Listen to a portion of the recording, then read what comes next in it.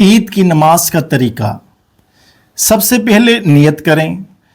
मैं नियत करता हूँ 2 रकात नमाज ईद उल फितर वाजिब जायद 6 तकबीरों के वास्ते अल्लाह ताला के मुंह काबतुल्लाह शरीफ के पीछे इस इमाम के। उसके बाद अल्लाहु अकबर कहते हुए आप हाथ बांध दें और सना पढ़ें।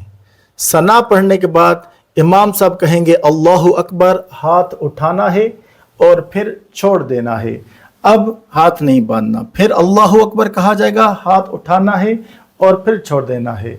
फिर चौथी मर्तबा अल्लाहु अकबर कहेगा, हाथ कानों तक उठाने हैं और बांध देने हैं, इस तरह। और फिर इमाम साहब सूरत पढ़ेंगे अलहम शरीफ के साथ।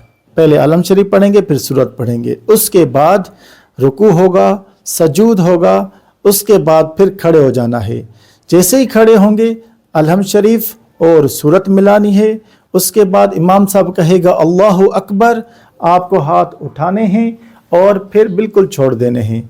फिर दूसरी तकबीर कही जाएगी अल्लाहु अकबर, हाथ कानों तक उठाने हैं और फिर सीधे छोड़ देने हैं। फिर तीसरी तकबीर कही जाएगी अल्लाहु अकबर, हाथ कानों तक उठाने और फिर हाथों को बांध देना है। इसके बाद चौथी तकबीर कही जाएगी और फिर रुकू में जाना है और नमाज को मुकम्मल करना है।